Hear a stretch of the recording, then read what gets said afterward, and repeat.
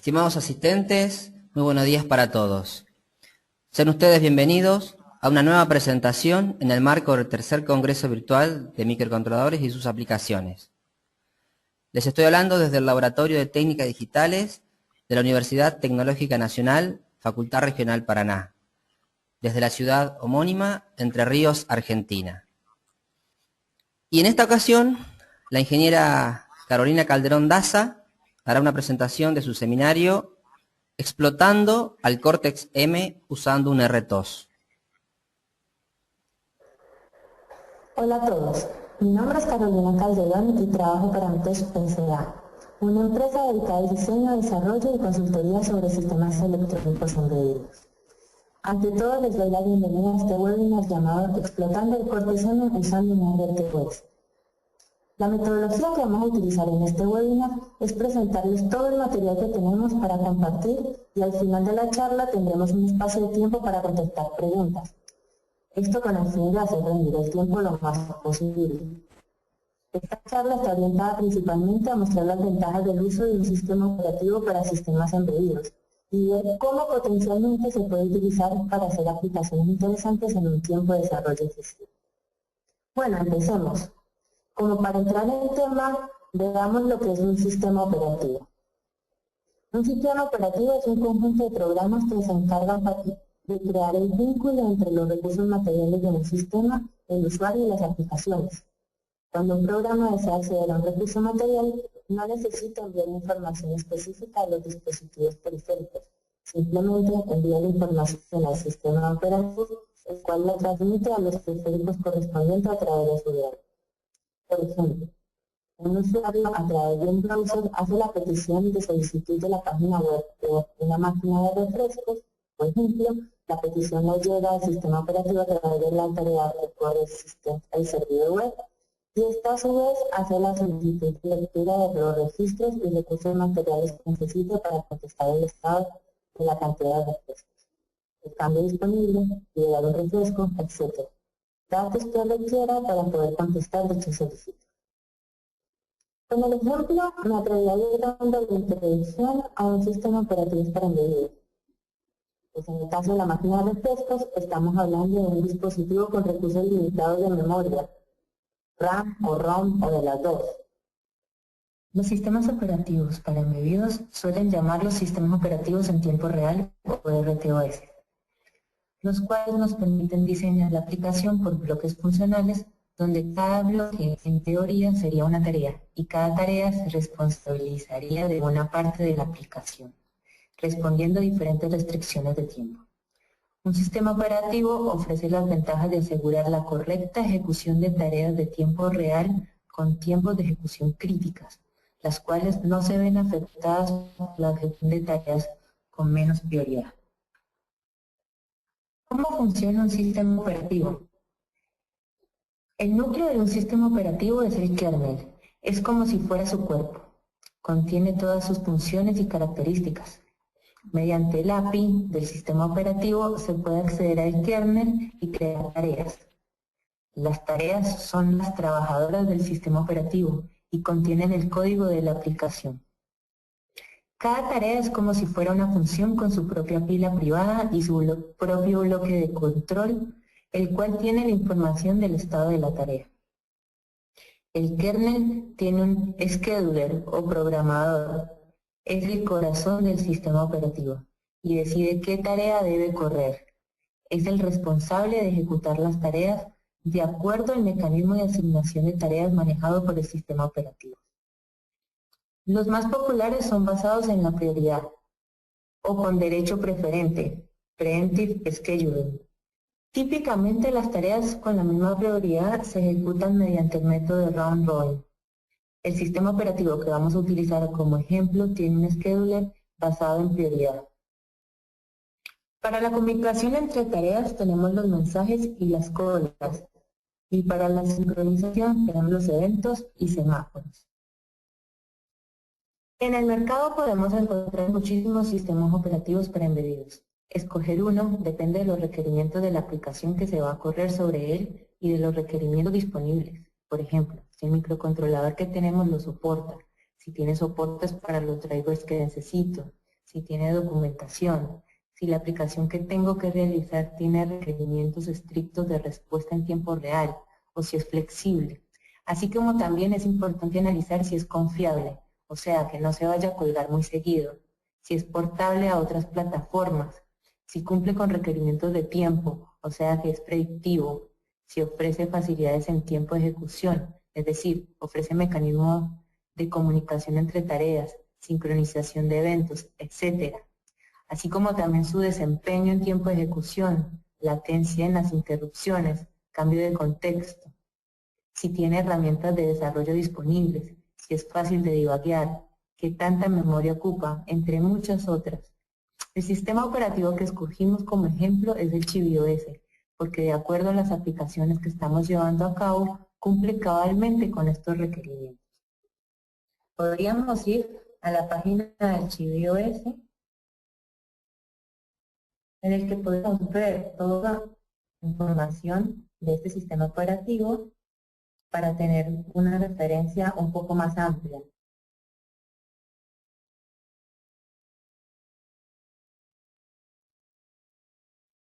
Ahora les voy a presentar el sistema operativo que nosotros escogimos. Su nombre es el ChivIOS. Se los voy a presentar a una herramienta que nosotros construimos para trabajar con Cortex-M. Este SDK o software de desarrollo nos permite tanto editar el código como debuguear, compilar, en fin. Es una herramienta hecha en Eclipse y que está muy buena porque es libre. Bueno, aquí esta es la estructura del proyecto y aquí les voy a mostrar la carpeta del sistema operativo. La carpeta del sistema operativo está, como les explicaba anteriormente, acá tenemos el kernel, el cual se divide en varios componentes. Acá está toda la parte del system, que es la inicialización, los timers, que se encargan de los timers virtuales y la temporización. También tenemos todas las rutinas del scheduler, de los threads. Después, acá tenemos en la estructura el HAL. El HAL es el Hardware Abstraction Layer, que es un conjunto de drivers de dispositivos que se basa en los componentes de la placa para la implementación de bajo nivel en el hardware que nosotros tenemos. En nuestro caso es nuestra placa LANIN y que nos permite interactuar con todos sus periféricos.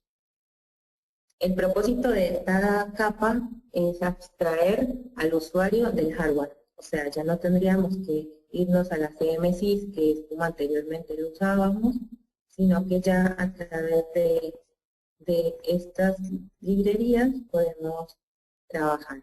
Si ven, acá está la implementación del conversor análogo digital, del perico del CAN, del conversor digital análogo, cuadrado C, la UART, en fin. Después tenemos el port layer, que sería este de acá. Este componente es el responsable de la puesta en marcha del sistema, interrupciones, primitivas de bloqueo, desbloqueo, cambio de contexto y las estructuras relacionadas con la interrupción de código. Está tanto para el compilador GCC como los otros compiladores que se puedan manejar.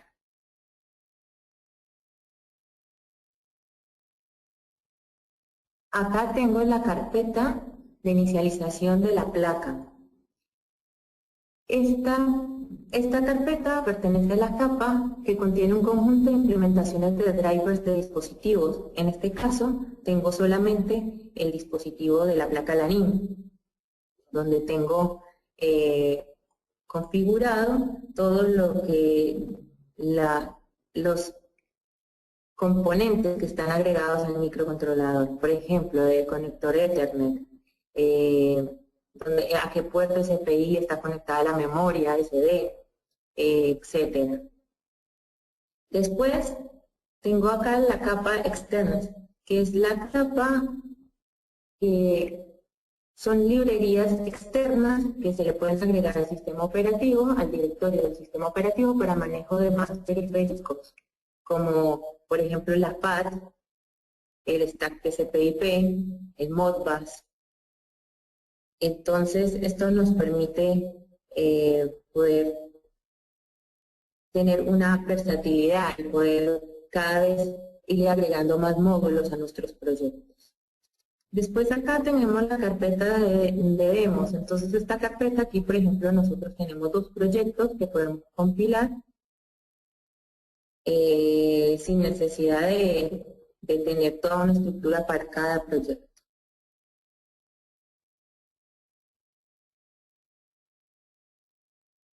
Antes de continuar con los ejemplos del sistema operativo, les quiero presentar la plataforma que vamos a utilizar para que tengan una idea de qué tipo de periféricos tienen y cómo con una sola plataforma se pueden implementar muchísimos proyectos. Esta placa fue desarrollada por Intech. Como corazón tiene el microcontrolador ARM de la empresa ST. Es un STM32F4. ARM es una empresa que se dedica al diseño de cores y algunos otros aditamentos, periféricos, controladores, etc.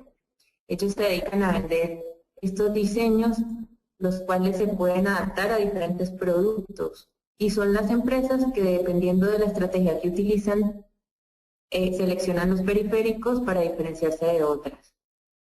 Como pueden ver, acá tenemos NXP, que es una empresa también que desarrolla microcontroladores, ST, Atmel, SK, Texas Instruments, Toshiba, etc.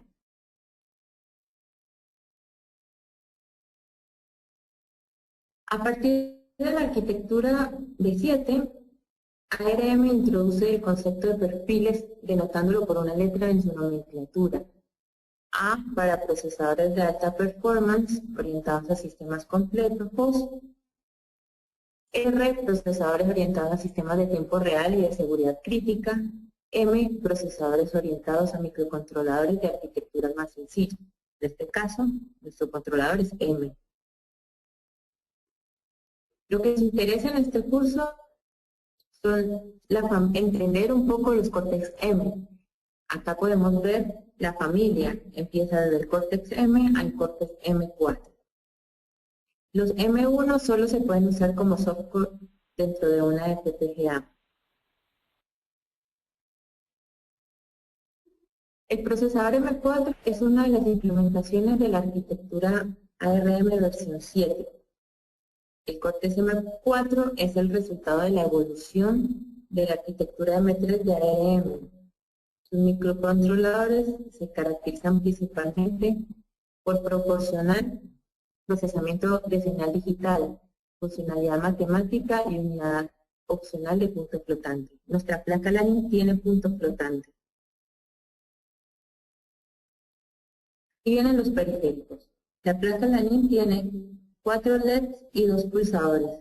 Estos nos permiten hacer aplicaciones para ingresar estímulos externos a la aplicación o como interfaz de usuario. Por ejemplo, podemos hacer titilar un LED para saber si el microcontrolador sigue vivo, mientras realizar otras funciones. Tiene conexión USB host para conectar diferentes periféricos de la placa, tales como teclado, mouse, pendrive, etc.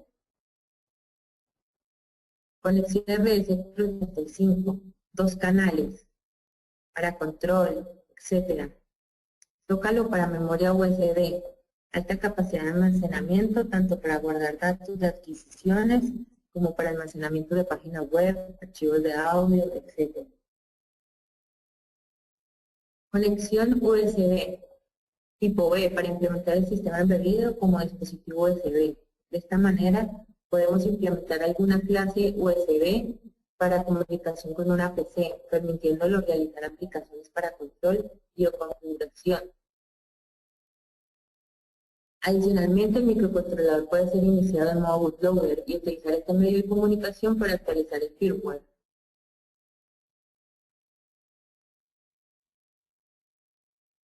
Conector Ethernet, 10-100, con transformadores incluidos en la implementación de los contactos IP.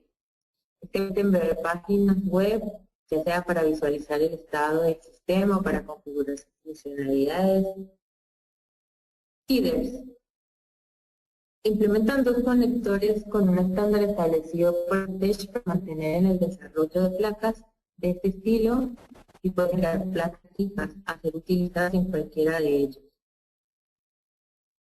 Estas serían nuestras placas hijas. Tenemos placas hijas con displays de 7 segmentos, con LCD, con un display touchscreen. La alimentación puede ser tanto por USB como externa. Se alimenta con 5 voltios. La placa se le agrega un chip de la empresa FTDI.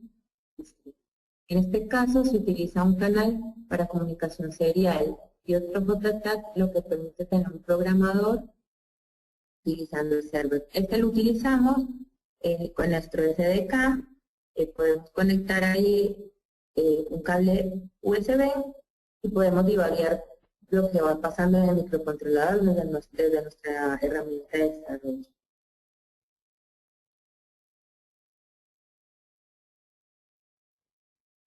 Bueno, ahora vamos a dar algunos conceptos prácticos sobre cómo se puede programar una aplicación con el ChibIOS. Como vimos, crear una nueva tarea es indispensable a la hora de trabajar con sistemas operativos. De hecho, cuando se inicia el sistema operativo, por defecto se crean dos tareas.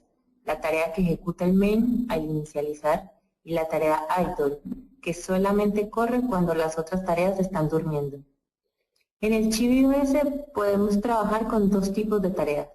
Las tareas estáticas, que reservan estáticamente la memoria en tiempo de compilación, mientras que las dinámicas lo realizan en tiempo de ejecución, basándose en un banco de memoria previamente declarado.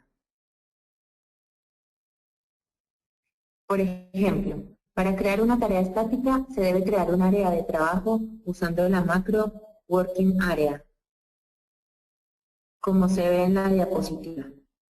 Y para inicializarla se puede mediante la invocación thread_create_static, como vemos aquí en el encabezado.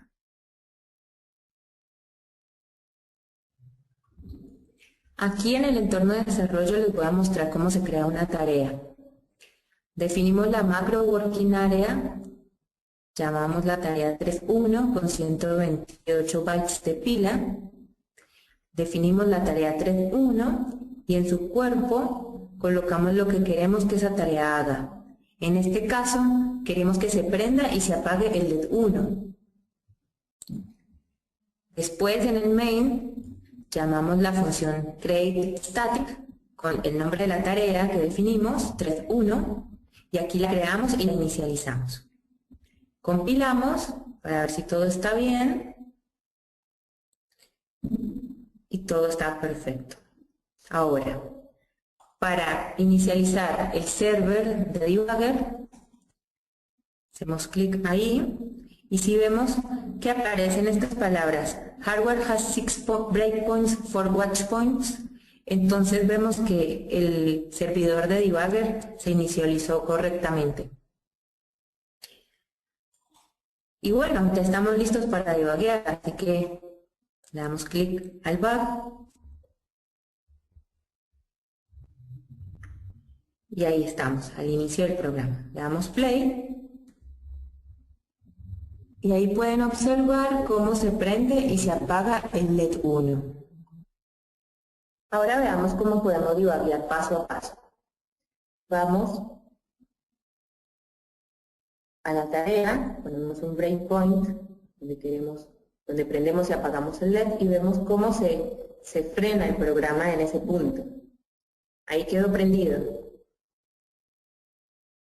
Le damos play, se apaga, volvemos a dar play, prende el LED. Y así paso a paso.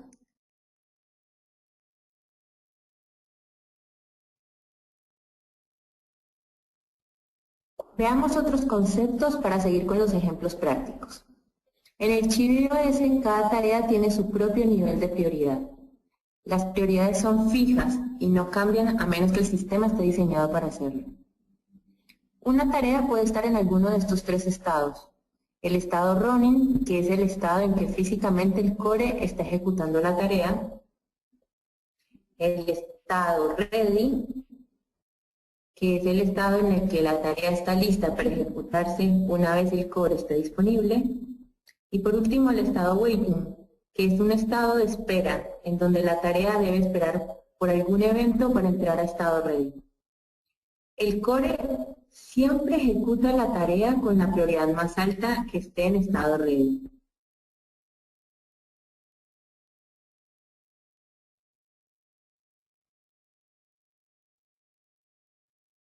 El ejemplo del LED también me permite ejemplificar los tipos de tarea. Por ejemplo, la tarea del LED es una tarea periódica, debido a que se ejecuta y entrega el procesador durante el tiempo de espera asignado. También existen tareas que no se ejecutan todo el tiempo y que se activan solamente por algún evento, bien sea externo o interno. Mientras esto no suceda, permanecen en estado waiting. La comunicación puede tener la forma de un evento, un semáforo o un mensaje que se envía a otra tarea. Veamos cómo es esto. La forma más básica de comunicación es mediante un evento. Un servicio de interrupción puede enviar un evento a una tarea. Algunos sistemas operativos también pueden enviar un evento a varias tareas. Los mensajes permiten enviar datos a una o más tareas. Se implementan con mailbox o con queues. Y los semáforos se utilizan para proteger recursos compartidos. Por ejemplo, si hay más de una tarea que necesita escribir y leer en la misma memoria, el uso de un semáforo asegura que solamente una tarea va a escribir o leer a la vez. Su función es restringir el acceso a una sección particular del programa, hasta que ocurra un evento esperado. Los semáforos tienen dos operaciones asociadas. Tomar el semáforo sería equivalente a ponerlo en rojo, y dar el semáforo sería equivalente a ponerlo en verde. Es responsabilidad del programador tanto tratar de tomar el semáforo antes de acceder a la sección crítica como darlo al salir de la misma. Hagamos un ejemplo práctico con semáforos. Acá en el código declaramos el semáforo 1, en donde decimos acá con false, decimos que el recurso no está tomado. Creamos 4 tareas, que todas van a hacer lo mismo, van a tomar el semáforo, van a prender y apagar, por ejemplo esta 1 va a prender y apagar el LED 1 y luego va a liberar el recurso, o sea va a entregar el semáforo. Cada una hace lo mismo, solo que cada una prende y apaga un LED diferente. Luego en el main vamos a crear cada una de las tareas con diferente prioridad. Veamos qué sucede.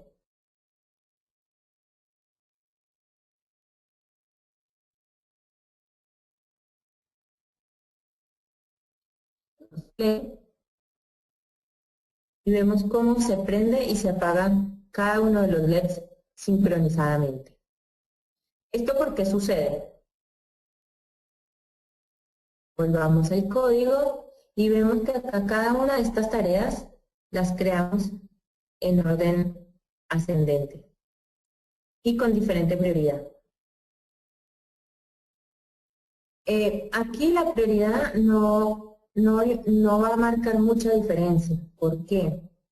Porque el semáforo, la tarea que empieza primero a correr, toma el semáforo y luego las tareas que siguen van tomando el semáforo y los va metiendo en la cola del semáforo. Entonces va a correr de acuerdo al orden que está en la cola del semáforo. Esto en sistemas críticos puede ser no tan bueno.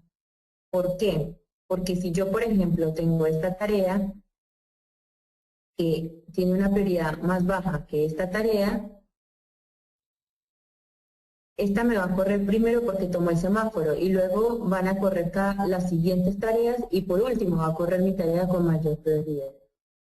Entonces hay sistemas operativos que están preparados para poder para poder mejorar esto? Bueno, podemos hacer algo diferente. Yo paro la tarea y pongo al revés las prioridades, creo en diferente orden, el recurso lo van a tomar diferente. Veamos qué sucede. Vemos que el recurso, o sea, el LED se prende en diferente orden. ¿Por qué? Por la forma en que se crearon las tareas. Entonces, en el momento de usar los semáforos, esto hay que tenerlo muy en cuenta. Es posible que los semáforos camuflen un poco la prioridad de las tareas y el orden en que nosotros creeríamos que correría el programa. Bueno, ahora les voy a presentar el paso de mensajes. Pero antes quisiera mostrarles cómo se pueden tener varios proyectos o varias aplicaciones dentro de una misma estructura de proyecto. Por ejemplo, acá estamos con el proyecto semáforos y ahora no queremos trabajar con el proyecto mensajes. Entonces, primero tenemos que ir al makefile principal, que es el que tiene definido cuál proyecto es el que vamos a correr. Un makefile es un formato de archivo que te permite compilar y manejar tu proyecto automáticamente. A ver, este simplemente es como uno principal, te permite compilar el nombre del proyecto, pero cada proyecto tiene su propio makefile. Veamos el makefile de mensajes. Acá pueden ver las opciones del compilador, si va a usar o no la unidad de punto flotante. Después pone los paths del include. También tenemos un makefile por cada módulo. Luego, acá tenemos la configuración del compilador. Le decimos que es un Cortex M4. Vamos a usar GCC. Y listo. Esto es básicamente lo que es un makefile. Entonces acá, como estábamos trabajando con semáforo, lo que voy a hacer es comentarlo. Y ahora vamos a trabajar con los mensajes. Vamos a grabar y vamos a crear el archivo ejecutable. Vamos aquí. Acá, lo que tengo que hacer es buscar el proyecto de mensajes. Si yo quise compilar el de semáforos, por ejemplo, tendría que escoger el de semáforos. Ahora,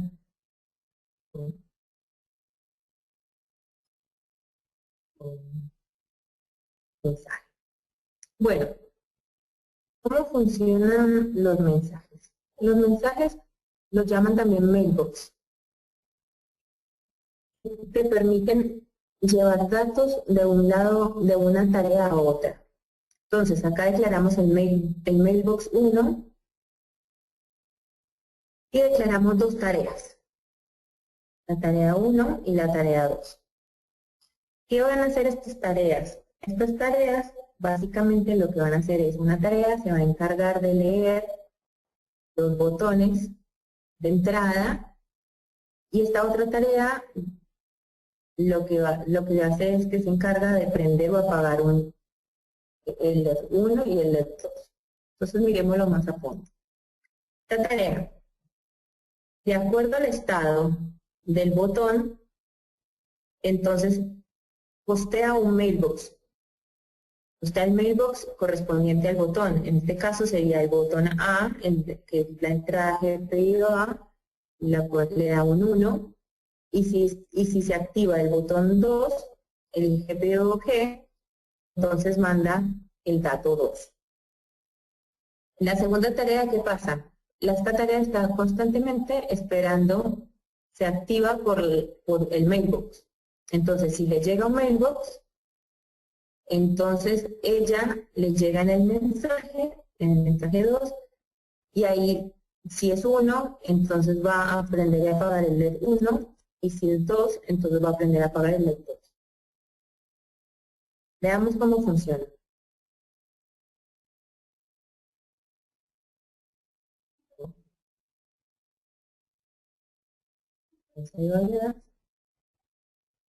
Veamos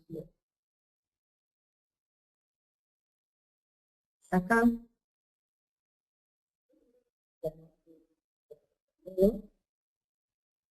El del LED 2.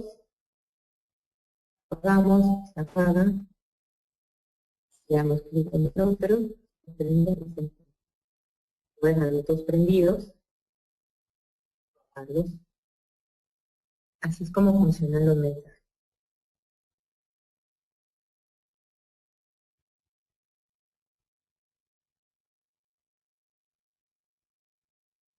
Ahora les voy a presentar un proyecto para mostrarles el uso de las librerías externas y cómo mediante placas fijas podemos armar sistemas más complejos que nos permiten abarcar aplicaciones más interesantes.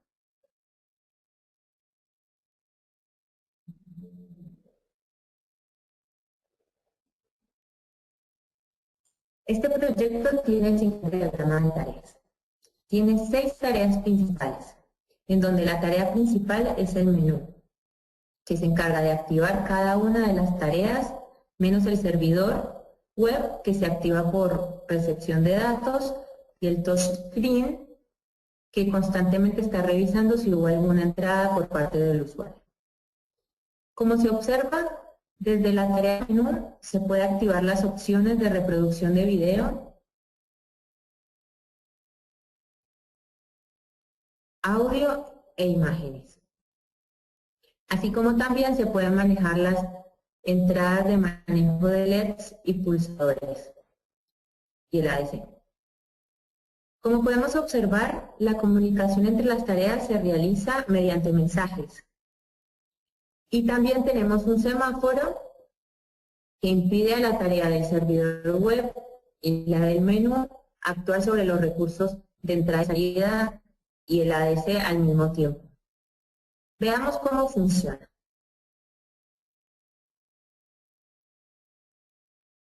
A la lane le agregamos la placa hija de TR3, que tiene un display, touchscreen, 2 pulsadores y algunos LEDs. El proyecto que tenemos acá utiliza 3 librerías externas. Utiliza la FAT-FS, que nos permite acceder a los archivos que grabamos en la memoria CD. Utiliza la GFX, que permite crear una interfaz de usuario en el display, con el display touchscreen. Y la LWIP, que nos permite implementar el stack Ethernet en el proyecto. Bueno, cuando inicializamos la placa, lo primero que nos muestra es el logo de Emtech y la hora, la cual está implementada utilizando el reloj de tiempo real de la placa. Luego vamos al menú y ahí vemos todas las funcionalidades que nos ofrece esta demo. Podemos ir a inicio, vuelta, al menú. Acá tenemos el menú de las imágenes. En este menú tenemos, podemos ver diferentes imágenes que tenemos grabadas en la CD. Tenemos un video.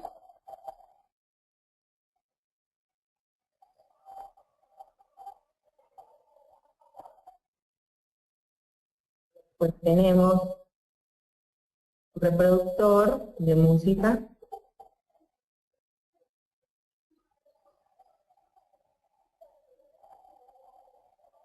Podemos pausar, volver a inicializar.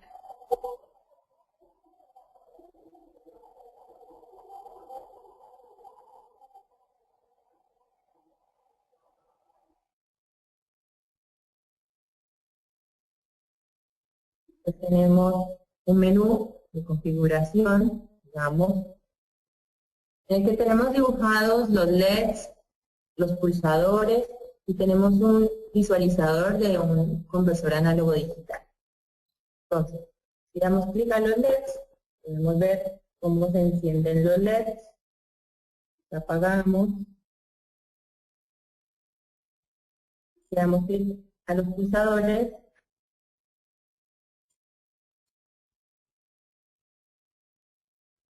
podemos ver cómo hay interacción con el display. Y para ver el menú, el conversor análogo digital, movemos el potenciómetro,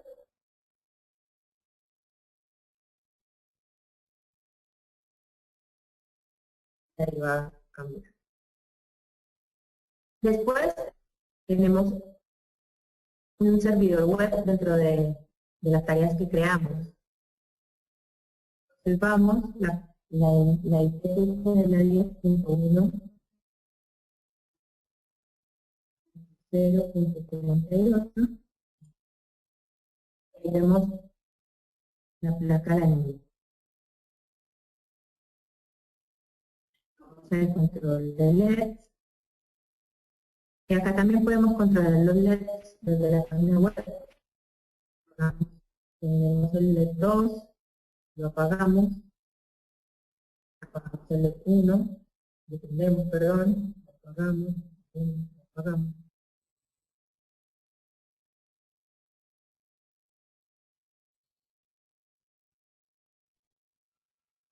Después actualizamos acá el conversor análogo digital, nos da un valor, podemos ver que nosotros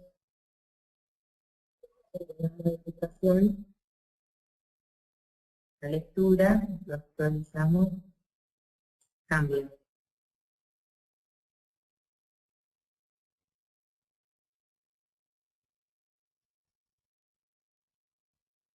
Como para ejemplificar un poco, una arquitectura de software de una aplicación con ChivIOS sería la siguiente.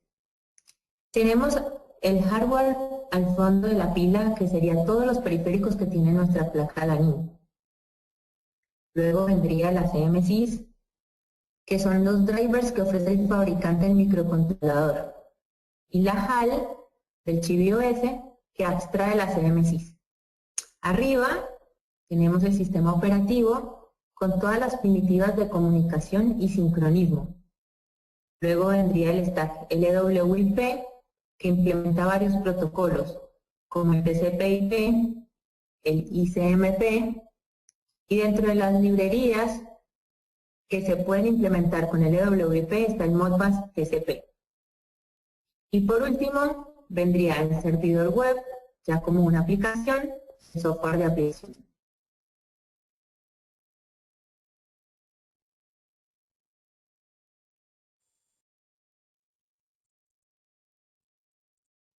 Ahora les voy a mostrar un proyecto de telemetría que consiste en medir señales de sistemas sensores. A la Lanini le agregamos la placa hija 3PA1, la cual tiene una FPGA de Actel incorporada más pines de entrada y salida. Le agregamos un display como una interfaz de usuario local y una plaquita que simula alarmas lumínicas y sonoras.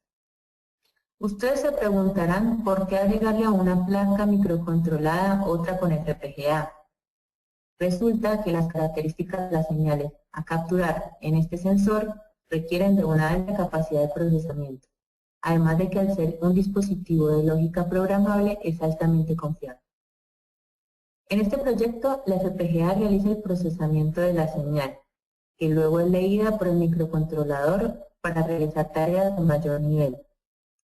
Tenemos funcionalidades de comunicación, como Modbus y TCP/IP, alguna lógica de control para activar alarmas, revisión del estado del sistema, como por ejemplo el estado de las fuentes de alimentación, la integridad de la medida que están dando los sensores, envío del estatus del sistema cada N tiempo, entre otros. La aplicación que está corriendo sobre el sistema operativo tiene 5 tareas principales. Una para el servidor web, que funciona por eventos. Otra para la comunicación Modbus, que también funciona por eventos. Otra para revisión del estado del sistema, que es una tarea periódica. Otra tarea para la lectura de datos desde la FPGA y lógica de control, que también es periódica. Y otra para la interfaz con el usuario, que funciona por eventos. La tarea de lógica de control periódicamente lee datos de la FPGA, realiza una rutina de control y actualiza los datos de las alarmas. La tarea del servidor web, cuando recibe una petición de la página web de nueva configuración, se activa, procesa la petición y envía los datos por medio de mensajes a la tarea de lógica de control, para que actualice sus parámetros. La tarea de comunicación Modbus es similar a la del servidor web, en donde se espera la recepción de una encuesta, se decodifica la trama y se lee o escribe en los registros del sistema. La tarea del display recibe mediante mensaje de la tarea de lógica de control el valor de medición para refrescar la pantalla. Bueno, lo que ven en la pantalla es la página web que tiene implementado el sistema. Tenemos dos pantallas, o sea, dos pestañas, la pestaña de control y la pestaña de configuración.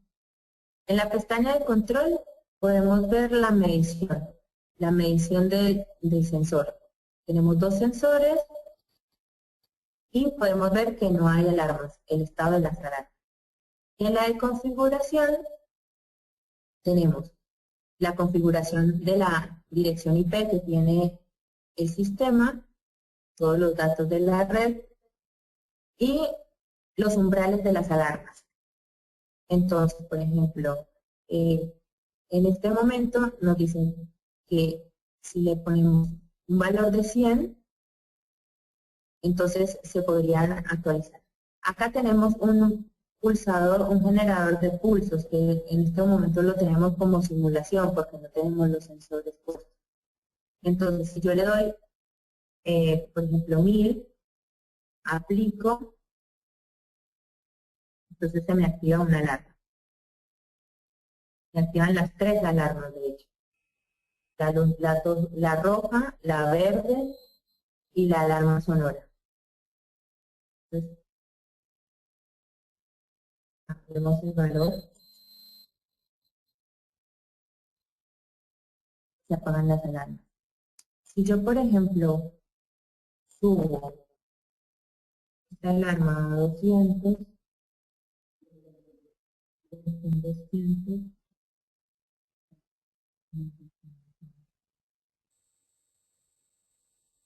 me activan la alarma 2 y la 3, pero la alarma 1 no se activa. Ahí ya volvimos a activar todo eso.